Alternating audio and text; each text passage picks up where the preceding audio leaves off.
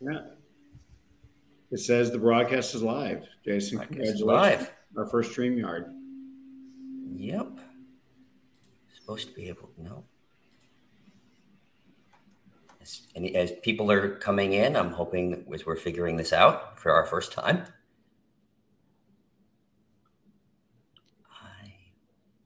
Okay.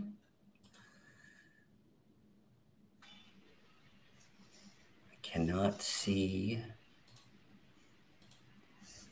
It says we are live. All right. Here we go, guys. Well, I appreciate everybody's helping us figure out the technical things on this. But welcome to Austin Next Live. I'm Jason Scharf, the co-host of Austin Next Podcast. We explore the Austin innovation ecosystem to understand how we are turning it into an innovation powerhouse, what's driving it, and of course, what comes next. Today, we're doing a bit of an experiment and trying our first live stream event. Our thought is we dive deeper into a particular topic than our regular show and also bring the community together for your insights and thoughts as well. My day job and experience has been in the biosector, both as an early stage investor and as an operator of every type of product company you can think of. I see Austin and Texas as a whole as the next great biohub, so I thought it'd be a great first topic for our live event. I'm joined today by Jawad Ali and Dennis McWilliams, both standout figures in our ecosystem. Jawad, Dennis, thanks for agreeing to be part of our little experiment here. Right. Yeah. Happy to be here, Jason. And thanks for organizing this and inviting this on. First time to use the platform. So super cool. Yeah. Great to be here, Jason. Thanks so much. Fantastic, guys. So why don't we kind of start off with a little bit of a bio here? Jawad, you want to start off and tell us kind of who you are and what you've been up to?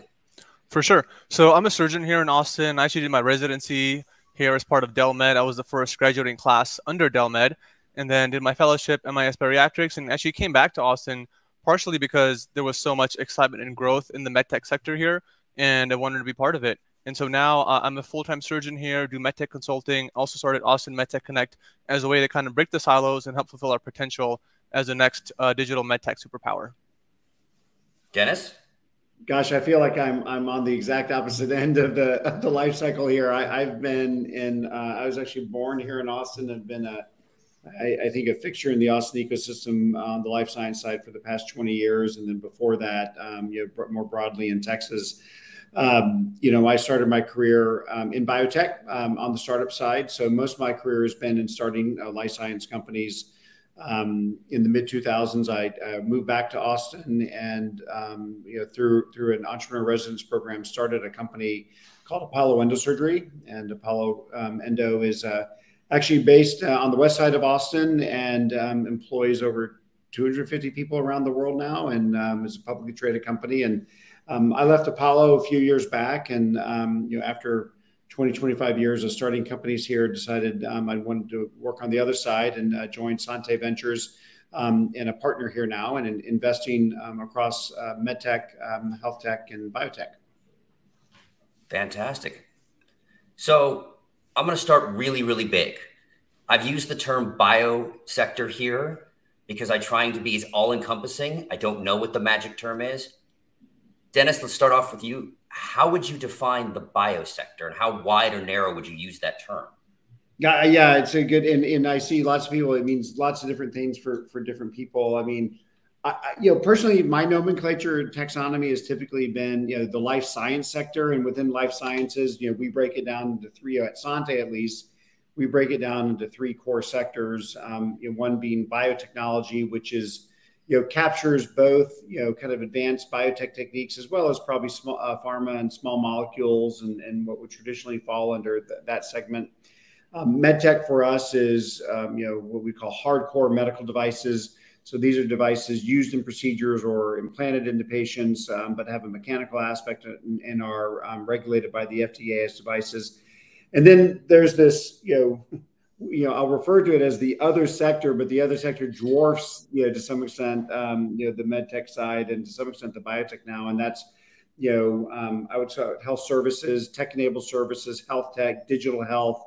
You have a life science tool sector. You have diagnostics. So, some people will break life science tools and diagnostics into their own little cluster, and we'll have 4 clusters across. But that's how I kind of capture it. And but there are lots of different taxonomies, and they're all meaningful.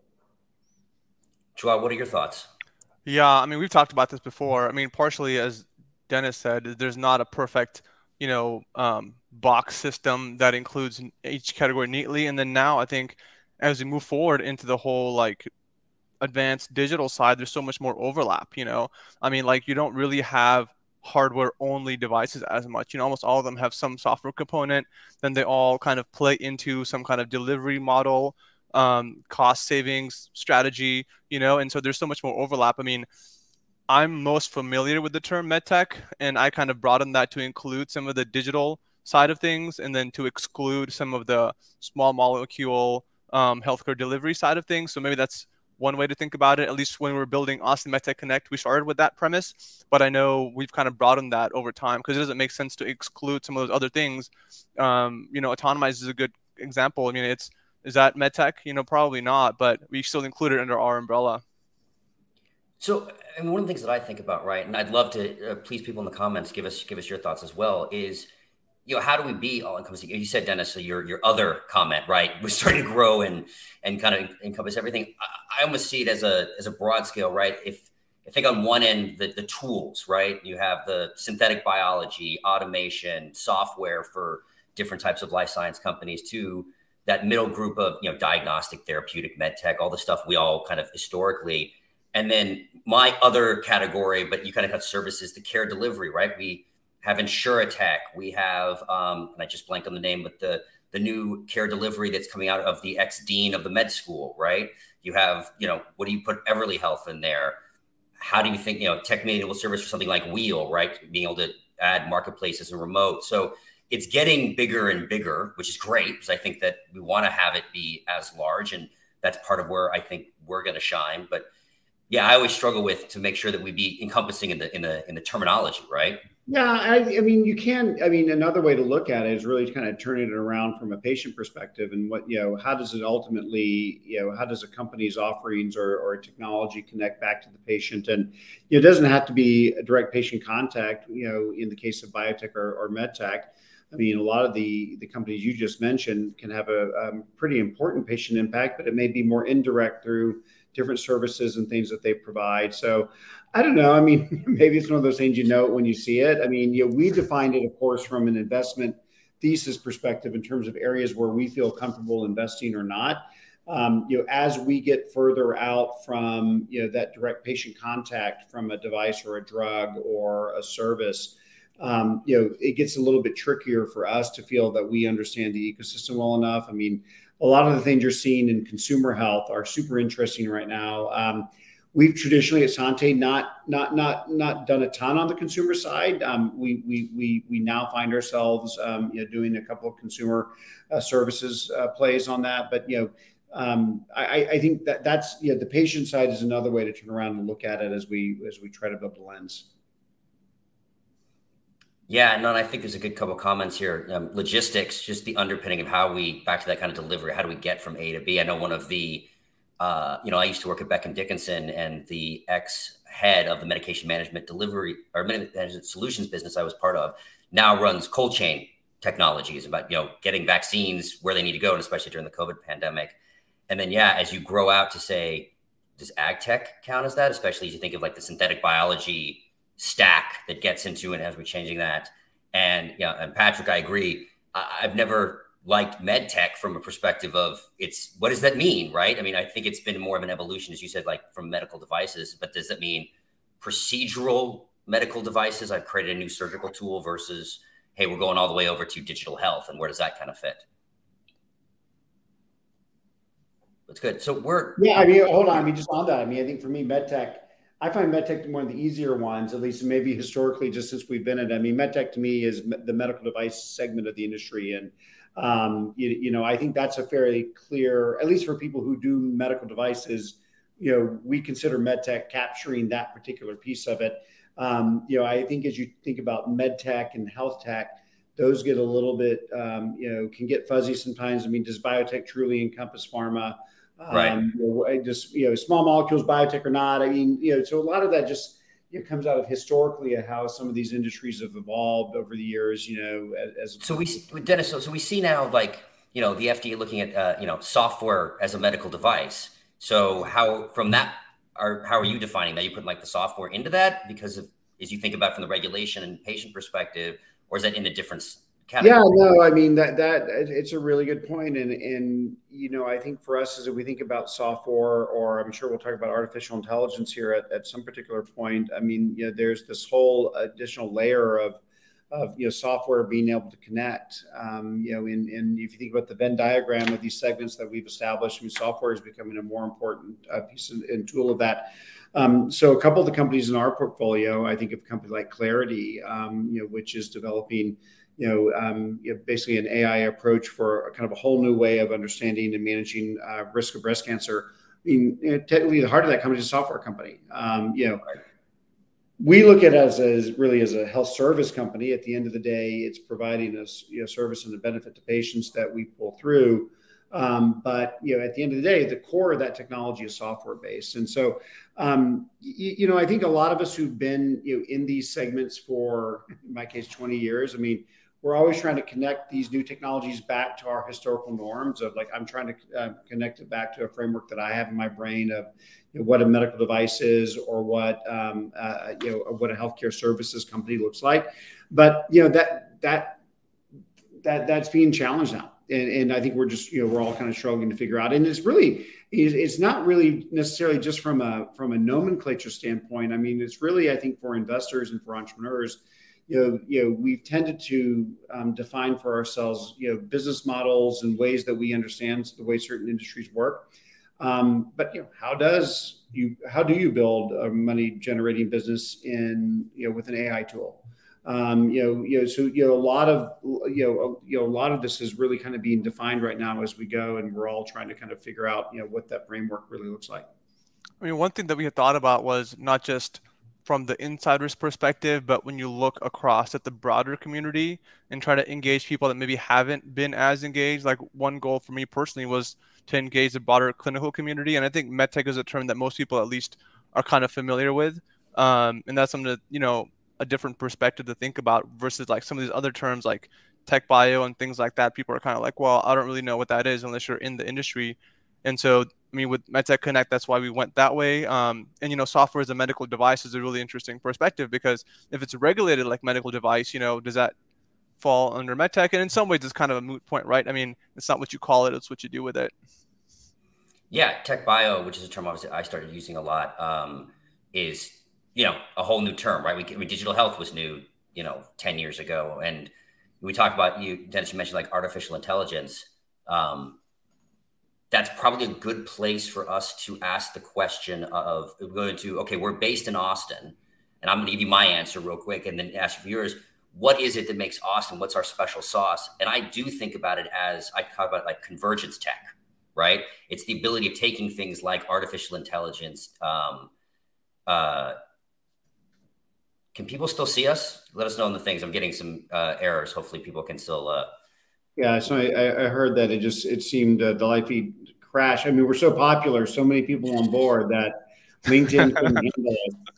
At least that's how I'm interpreting this. But that's right. Maybe we can give it a second, Jason, see if people are getting back on.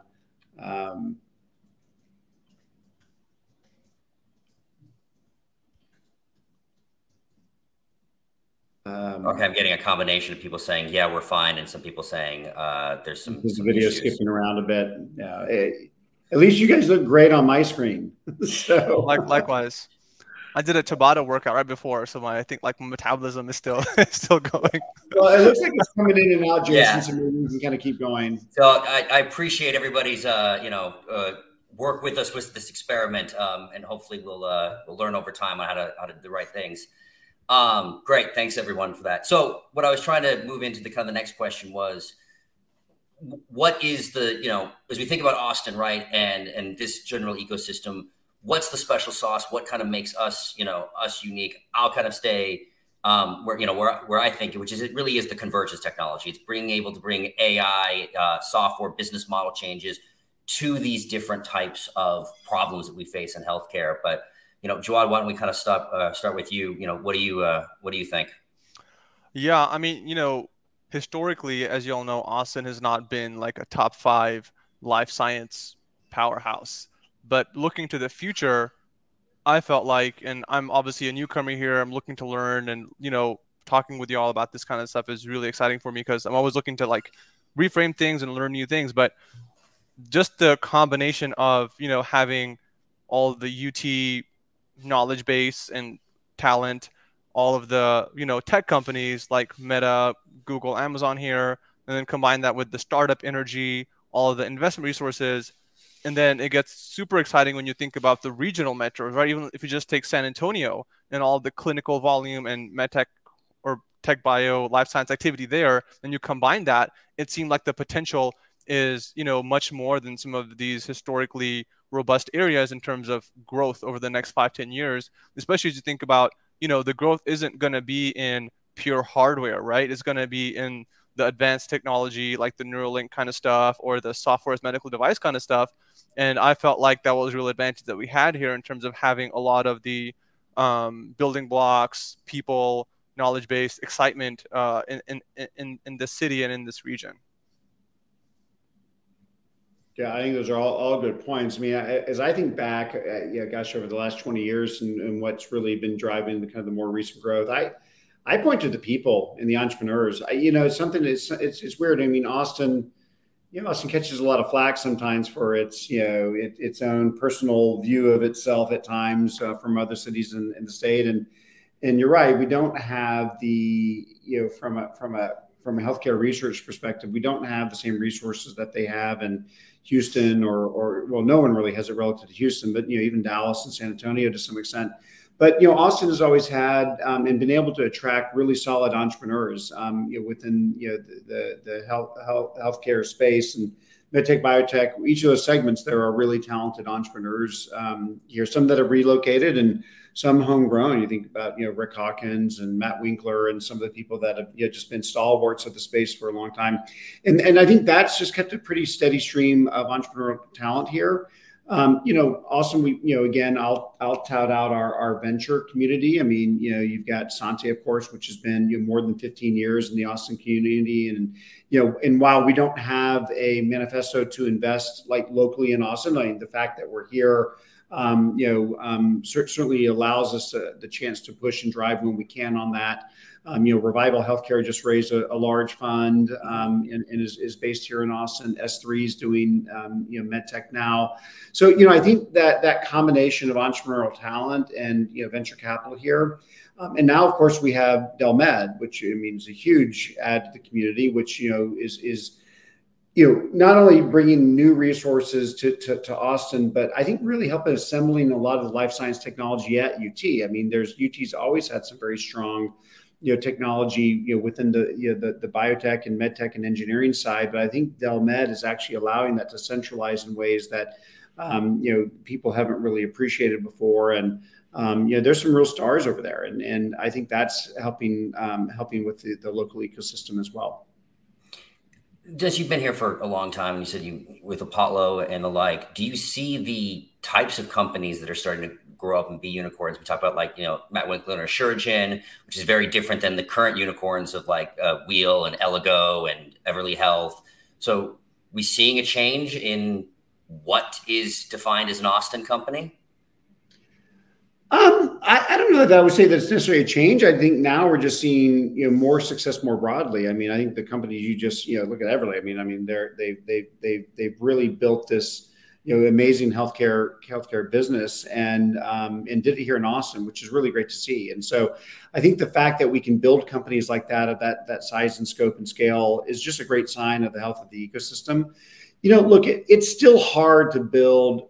Look, I mean, if you're trying to build let's just say a cell-based therapy in biotech, right? I mean, it's still hard to do that in Austin. I mean, we don't have the manufacturing capability. We don't have necessarily the lab capability here for some of those things. But, look, Shattuck Labs is built here successfully on the biotech side. I mean, there are other groups here in certain segments where, if you can just get the talent in and around, that's certainly enabling that. And then, of course, I mean, look, look what we're doing here. I mean, we're on a kind of a shared platform interacting, with the world apparently. And, the ability for people to work remote and, we're all proficient in Zoom and Teams and things like that. That's enabled a new way to think about how you build these companies. So, where before you always had to try to get that executive talent, geolocated, where your labs are, geolocated where you're going to do your early clinical work. You can be much more distributed now. I mean, we have companies. Heck, now, our model now is most of our companies are doing clinical trials and EFS around the world. We have one company based in Minnesota. They're clinical persons in San Francisco. They have a couple of people here in Austin. They ran their clinical trials. Their clinical sites were in Australia and in the Netherlands. I mean, and they did this during COVID. So it's like, the ability to do distributed companies now is much different than it was before.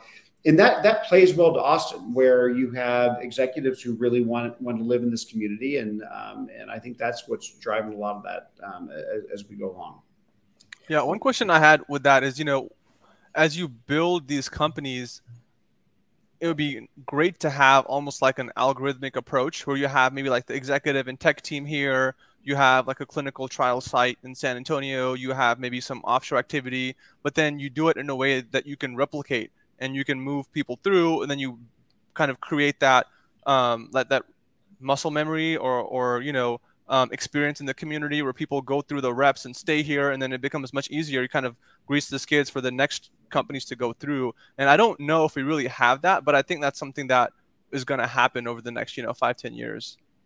Well, it was an interesting, we had Steve Case on the podcast, he just came out this week, and we did talk about this kind of distributed nature. And it's funny, I've kind of yelled a bit at PitchBook and CB Insights. This is for a non-bio one, but EnergyX raised a $450 million raise. And what's interesting is, okay, the company's technically headquartered, I think, in Puerto Rico. Their science and technology base is here. When they say the press release, they say here. So we're seeing these kind of multinational aspects of companies, to your point, Jawad, happening earlier than you would normally see at just a large corporate entity. And then what kind of is that the reason I yelled at CB Insights and PitchBook, we didn't get credit for the 450 for some reason, right? They actually gave it to Miami, which last I checked, Puerto Rico's not Miami, but it's an interesting thing about what is an Austin company? What is this? We've got Ben Lamb actually coming up on the podcast in a couple of weeks. And one of my questions to him that I think was really interesting, Dennis, to your point, is when they announced Colossal, they're like, we're going to have our CRISPR software team in Austin. We're going to have our, our team up, our hardware and wet lab team in Dallas. So you have this ability to lean into the capabilities and infrastructure of other places already when you're even early. Yeah, I don't know. I mean, just my opinion. I hear you on, do we get the proper credit or not? I mean, I don't care. I mean, at the end of the day, like, Austin is on the global map. I mean, everywhere I travel in the world, when people, oh, you're from Austin, it's such a cool city. And we have, Austin as a community has such brand recognition. I agree. It's not the first place you think of when you think of medtech or biotech. I think it's starting to creep up there from health tech. I think just given the long tech history here and a larger group of tech VCs that are in the community. But look, at the end of the day, I mean, we've got good momentum, and actually, there were a lot of relocations of companies and talent, during COVID from the Bay Area in particular. I mean, we saw Guggenheim, several of their team moved here. HealthQuest, which is a very, very large venture capital firm, now has several partners based here in Austin. I mean, for us at Sante, I mean, we added Tom Crummell as a venture partner, who was chief of surgery at Stanford and very involved in biodesign. And just to have that influx of talent, I mean, they're figuring out to get here. You mentioned Jawad earlier, Paradromics and Matt Engel and what those guys are doing. They ran a search, hey, Bay Area is too expensive to build a company. Where should we go? And they chose Austin. And you're hearing that more and more. So, I don't know that we necessarily have to, be tooting our horn along those lines. I think it's happening organically here. And I think that makes it a bit more durable. I mean, people like to live here. There's a good, good living index here in Austin. There is capital here if you need it. There is talent here, and talent that you don't have. they're pretty happy to know that they can come to Austin for board meetings. I mean, so, I think that we're on the right track. So I think it's a great part to pivot. If we're on the right track, what are actually the challenges that we face? And what is it that we need more of? What do we need to go? And I think the good place to start, and to put you a little bit on the spot, Dennis, as a venture capitalist, it is likely, we're in tough economic times coming, right? Either now or coming. So it's probably a little bit harder to raise. What are your thoughts coming from a VC perspective on that? Well, I don't know. I'm accused at times of being a bit of a curmudgeon on it. I've always thought it's hard to raise money. I mean, particularly in med tech and some of the in health tech. I mean, it's always hard. I mean, what we experienced over the past 4 or 5 years is not the norm. I mean, the crazy valuations and money being thrown around. I mean, it all ties back to when the government's printing free money. At the end of the day, that percolates down through the system. And I don't think people really appreciated that until they started seeing monetary policy tighten up. And now as that spigot goes through over several months now, how that's impacting things. And of course, we're going to, that pendulum is going to swing, Jason, as you mentioned, a little bit further over to the downside on that. But, in certain segments it's different. Like, I would say in medical devices, what we see is good companies are getting funded. The venture capital funds that invest in med tech, they never got kind of too crazy as it related to valuations. And so those companies are still getting funded. And the IPO market has never been a big piece of the investment thesis for venture capital in med tech. There have been some great med tech IPOs, but that's not what we underwrite. So I think there it's a little bit harder, but to me, not any different than what it's been the past 20 years. Biotech's very hard right now. I think biotech. I think people are because biotech has relied upon the public markets to kind of keep this engine of funding kind of moving along, and I think everybody's trying to figure out how biotech's gonna go, and I think that's true in Austin. No different, and probably harder in Austin, because if you are going to invest in biotech right now, you're probably trying to stick closer to where the capital is in Boston or the Bay Area. Right. And then on health tech, it's hard to really pin down right now. I think that valuations, post-money valuations, are going to be a problem. There are going to be a lot of companies that have not grown into their post-money valuations, and what are companies going to do with that? What are the boards going to do? What are the VCs going to do? I still think we're in that reckoning phase where people are realizing that. And then, of course, if you're selling in hospital systems, I mean, every week you're seeing a headline of the challenges financially for hospital systems. And so I think that's percolating too as well. So, I would say Austin's challenges are, I'd say materially, they're not really, I don't worry about an Austin challenge right now versus just the overall market challenges of any company, no matter where they're based right now. And so, I think we've got good fundamentals here, and, companies tend to be a little more capital efficient here in Austin, I think, just because of just how we've grown and built. And I think that ends up benefiting the ecosystem. So Jawad, you just started Austin MedTech Connect. I'm going to guess you felt there was a gap and something needed. So where do you see the challenges coming? Yeah, I mean, just to kind of go back a little bit, so as I was getting more into the consulting side and meeting people in the community, I realized how many people there actually were in town. Like, I'd look up a company and then find, one of their executive team in Austin, or, network with someone on LinkedIn. And I was like, oh, like they're in Austin also. And it seemed like we had so much going on, but it wasn't connected. And so I felt like one of the challenges we had here was just a lack of a central community. And not that, we're going to be the central community, but, a group of central communities where there is a place for people to go if they're wanting to build, or even if they're wanting to just be a part of that movement, just to collaborate with other people, learn, kind of, talk with people like Dennis who've built a company here, right? And have kind of the historical perspective of what to do, what not to do. So that was kind of the biggest challenge we were trying to help with. And our goal is basically just to break down the silos, to connect all the different sectors. Because, in this space, there are a lot of sectors, right? It's not just like 2 or 3, it's like 6 or 7, You have the investors, the clinicians, the startups, the tech people, the large tech companies, the large med tech companies, kind of there's a large group of stakeholders, and I think it works best if they all have a place to go to work together in a coordinated way. And so that was kind of one challenge that we're trying to address. Yeah, Jawad, you mentioned that earlier in terms of like, organization of resources and stuff. And I think your comments on connectivity. I mean, I remember when I was starting Apollo back in the mid 2000s, it was, to be honest, it was a little bit of the same. And, you need that advice, and you need some of the experience of the people that are in the community to point you in the right direction. And it makes no sense to go reinvent the wheel every time you have to do something. And that's one of the things I've liked about Austin as a community, as an entrepreneur. And I think people really recognize that when they move here. I mean, it's a collaborative group.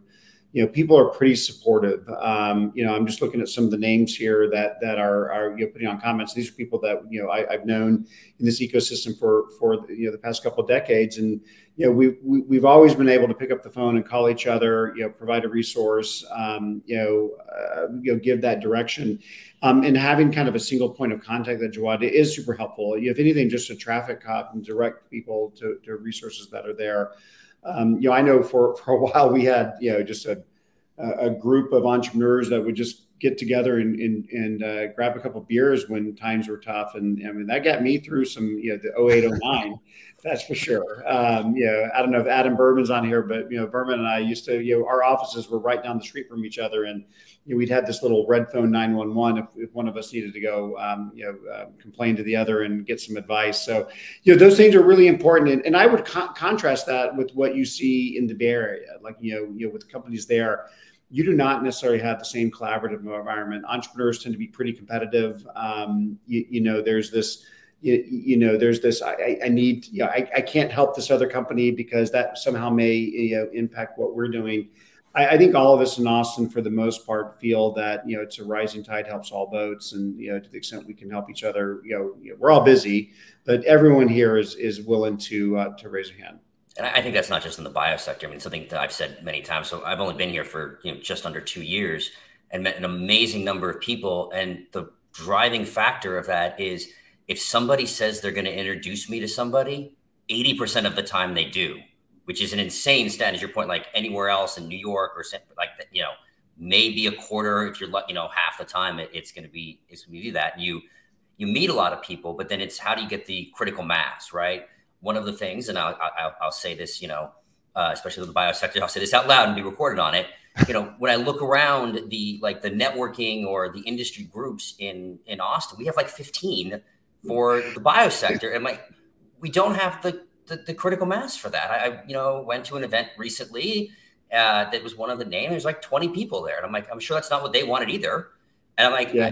I don't see Jason, how we have all these little ones, Yeah, you just. That's always been a bugaboo of mine here in Austin. And again, we not only do we not really have the critical mass in Austin for that, I would almost argue statewide.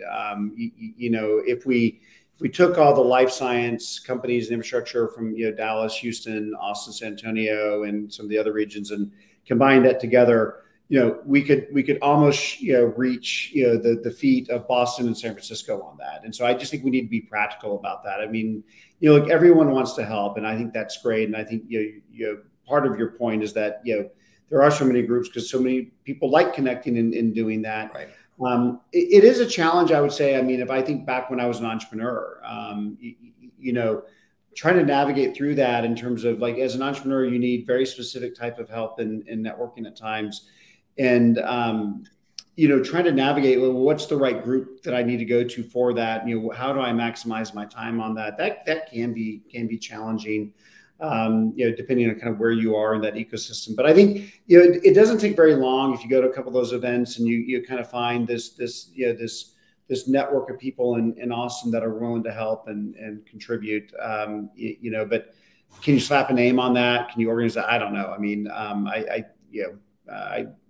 I commend and I like Jawad, what you guys are doing in terms of just trying to build just the connectome on that. And sometimes that requires getting together and having events. Sometimes it means just people are willing to take an email from somebody.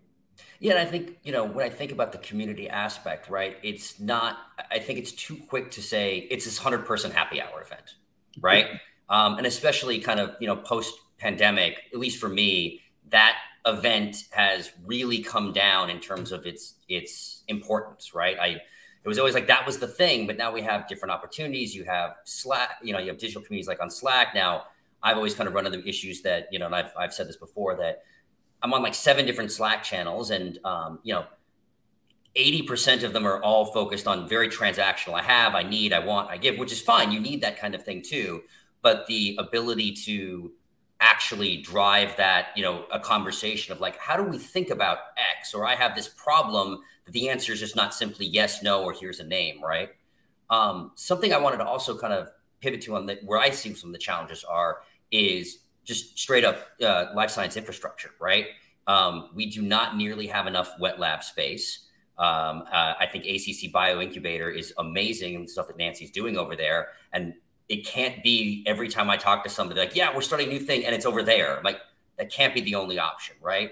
And it's interesting. We have the Innovation District downtown, which I just heard on the Austin Breakdown podcast, that it opened in August and they still were not having anybody yet sign up. So there was no anchor tenant.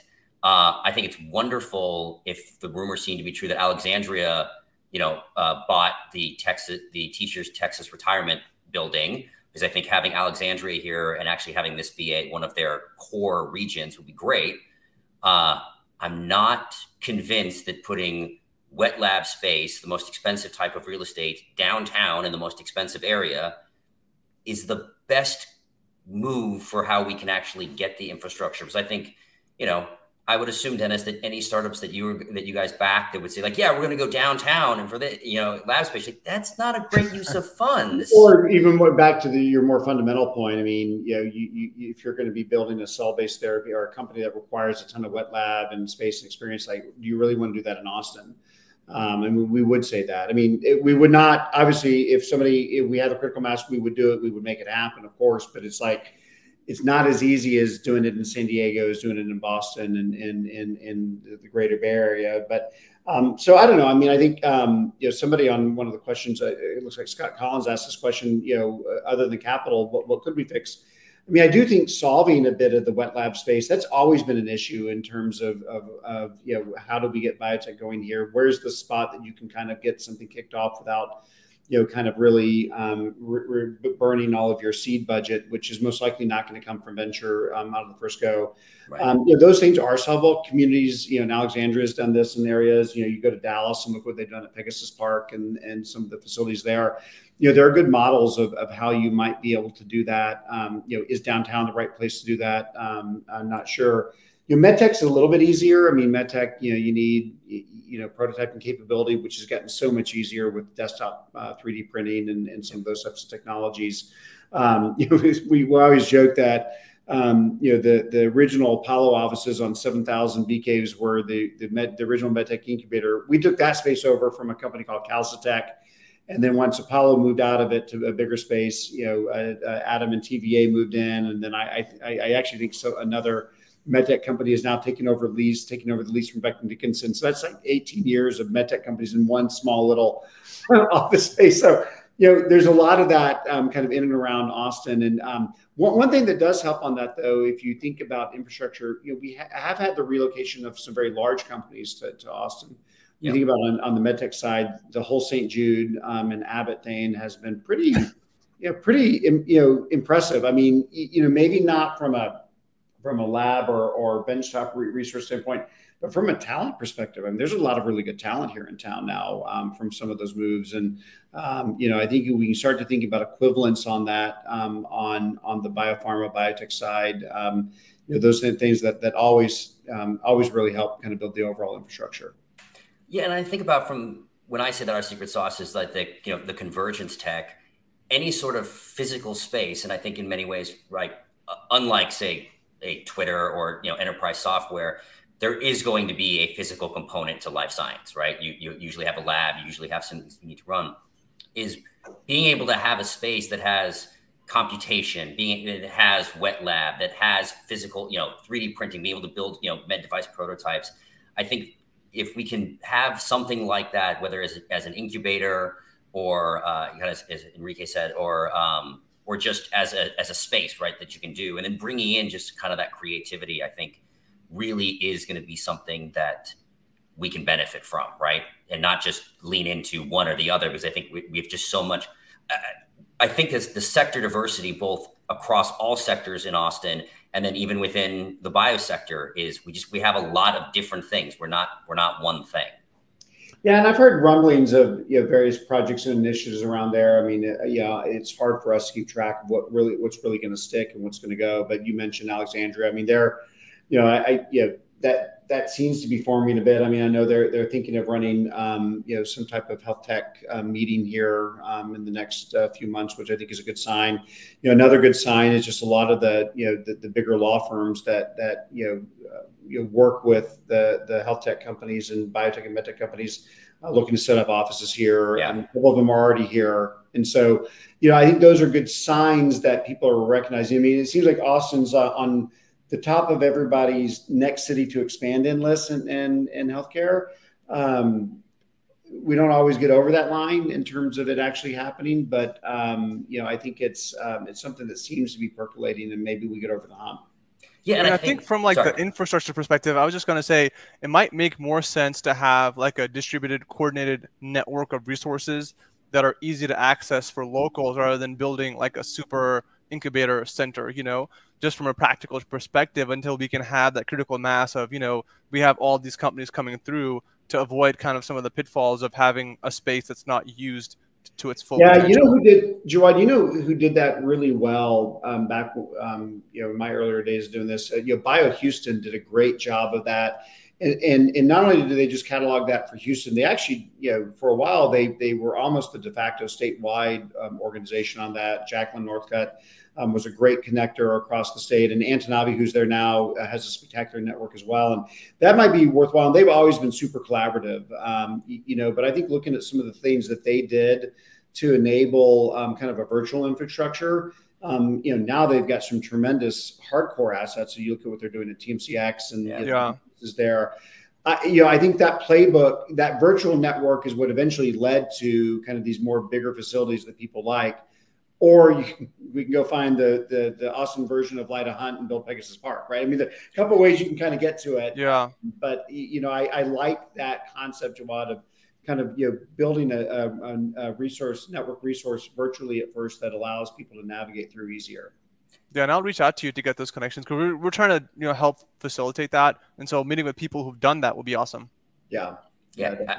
I think the biggest thing is yes, let's go find build that, have the virtual, have it all kind of come together. But I think what you're talking about BioHouston is a good kind of, I think, segue into kind of the next piece of what I was looking to talk about, which is, you've said many times in this, like, if I'm building a cell therapy, I don't know, this is the spot. I think of the Texas Triangle having very different capabilities, very different talent, even across the biosector. And that's a good thing, right? The fact that we can actually lean into some of this stuff. I mean, when I think generally about more classic med tech device, therapies, I think Houston, right? When I think of, I keep putting about that convergence tech, I think of that's us. Something that I only learned about in the last couple of months in San Antonio that I wish that they would, yell about more, is the clinical trial infrastructure is huge there. I'm like, great, we should be, leaning into all of that and be this, more cooperative. I'm going to make, the Texas BioCorridor, I keep saying that term, I'm going to make it happen, right? But anything that I can think of it, I've gone to Houston for the day and gone to TMC, and your point, it's huge and amazing. Gone down to San Antonio, both capital flowing in both directions, companies flowing in both directions. So, Jawad, how do you see us being able to leverage the fact that we have all of these different capabilities, but connected?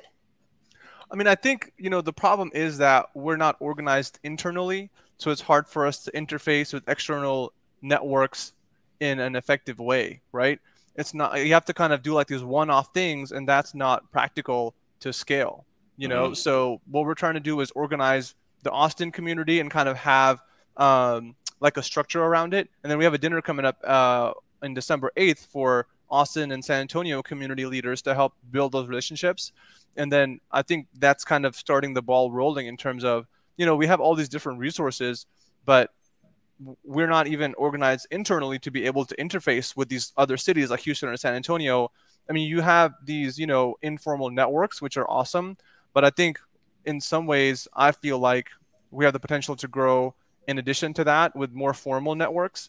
And that'll allow us to leverage these other resources and then build that critical mass to, create our own facilities over time here. But I think it's a step-by-step process. And, we're kind of on like, step 2 or 3 and, out of like maybe 10. Yeah, Jawad, it's a great point. I mean, the single point of contact problem for Austin's always been an issue. I mean, I think it is, again, not to pump up, BioHouston so much, but I mean, for years we all knew, like, if you wanted to do something in life sciences in the greater Houston area, you called Ann or Jacqueline at BioHouston. If now you can also go to TMCX, and Tom and his team are going to have kind of the nexus there of things you're going to do, and part of that's physical, and part of that is just the network is kind of centered around there. And we need to find a way to build a similar type of connectome here in Austin, I think, if we want to try to connect more broadly to statewide resources. I mean, one of the things, I think the other side of the issue too is I think those communities also struggle. I mean, as much as they have great things happening, they're having the same conversations of why can't we be like Boston? And so, I find that, everyone's willing to collaborate, as they can. But it's just hard because, we've all got our own problems and such. But, there've been some initiatives in the past that have worked, that have come, we just finished up the Rice Life Science Conference, Life Science, which has been a tremendous mainstay over the past couple of decades. I mean, Sante always tries to have a presence there, and it's been a real good event. And so I think we've had the Texas Life Science CEO conference as well. Has been a nice way to get folks together. But I just think finding ways to build this connection. Patrick Cothion made an interesting comment about when we're talking about the big companies. Finding ways to access that talent within those organizations is interesting as well. I mean, I think a lot of times if you're working for a big company, you don't really know how or why I should be integrated into the innovation side of it. But heck, most of the time when we had startups, we were cherry picking from those big companies. And so I think finding ways to open up some of that talent network at the bigger companies to the innovation community would be interesting as well. Totally, as I've been around, I haven't necessarily, I've kind of said this before, and, so it's not any sort of secret, but I've seen Abbott, the signs, I drive by the building, and I've actually never met anybody from Abbott in the ecosystem. And it's like, okay, I know you've got a good number of people here. And so, it's here, and I'm sure they are integrated more than I've seen, but it's that point of, if we have them, if we can get, I know there's a kind of the bumpy road with Merck, if we get the larger companies to come here. I also think, and I'm going to poke you a little bit, Dennis, on what you said, when everybody said, how do we be more like Boston? And I think the answer for any of us is to not be, right? That's, us Austin is a lot of times being compared to Silicon Valley. I don't want to be the next Silicon Valley. I want to be the first Austin. And I think it's the same way. Obviously, in life science, we tend to look more to Boston as the thing. There's a lot that we can learn from what they've been doing, but I don't want the biosector to be the next Boston. I want it to be the first Austin, right? Yeah. That's very, very well said. And I think to some extent, communities who try to say like, well, how do we turn ourselves into Boston or San Diego or San Francisco? It's sometimes a fool's errand. Right? It's just, these things are, those ecosystems evolved over 30, 40 years. Sometimes it was luck. I would say very little planning went into making those things happen. They had some 100%. Really big wins, some huge successes, and those successes then bred more successes. And you don't know where they're going to pop up. Look at Minnesota. Minnesota is the hotbed of medical device development. You would not have drawn a map and picked Minneapolis as that ecosystem center. But you had Eli Lilly, then you had Medtronic, and then that led to that. So we just need our own versions of that here. And I know people lament when a local company gets acquired and sucked into one of the larger companies, and people get frustrated by that. I mean, to me, it's like, let's accept it. Let's embrace that, because then those people are going to go and, percolate out and then, go start their own companies. And eventually we'll have a couple that become the big, 10,000 employee companies that are Austin homegrown. I mean, look at Dell. I mean, we'll have a life science version of Dell Computer, and that will be you can't force that to happen. No, I think 2023 and 2024 from an exit component looks possibly interesting for a few of our unicorns.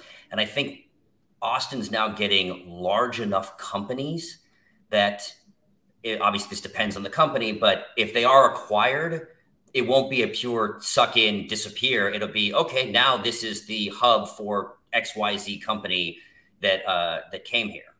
I mean, it's interesting looking at the history of some of the other industries here, because I feel like the story has been different than, it was a series of events, and it was more like it was an initial push and strategy, like with, George Korzemetsky and some of the tech industry here and the chip industry here. It was a very kind of strategic push by specific organizations and people to grow that, and that was been successful and led to our success. So, I mean, it's a combination of both, right? I mean, there's people who are wanting it to get there, and then things lining up. Mm-hmm. Yeah, no, I think we're in that kind of moment of actually, Jawad, I love that George Korzemetsky shout out. George hired me for my first job back. Oh, there you go. Yeah, real OG here. That's awesome.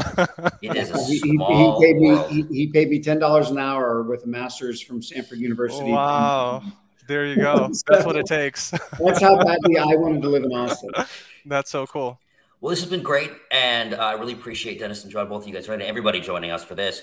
So we always ask the same question on the podcast, so I'll give a slightly different version here. And Dennis, I'll start with you.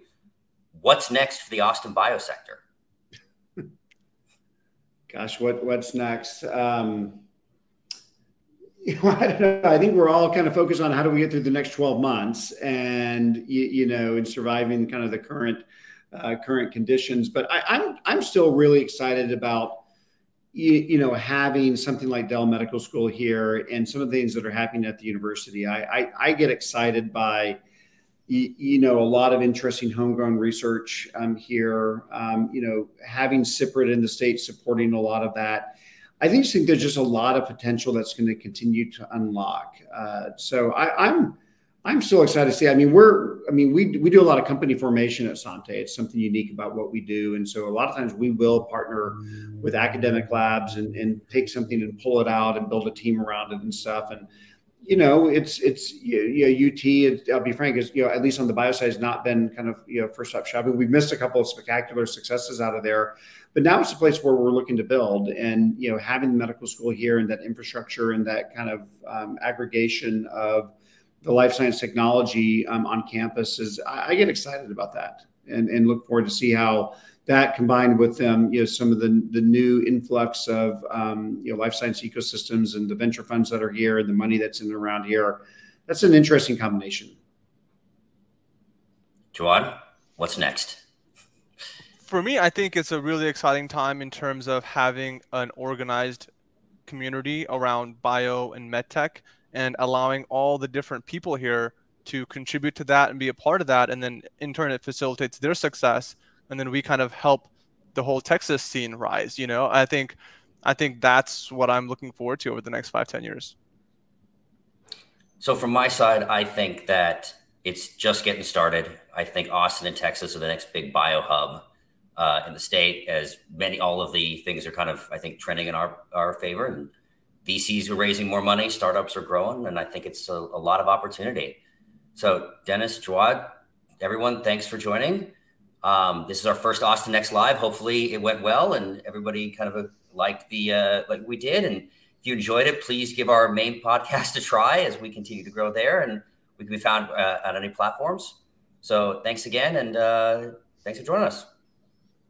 This was great. Thanks, Jason. Thank you, Jawad. Thanks, guys. Dennis.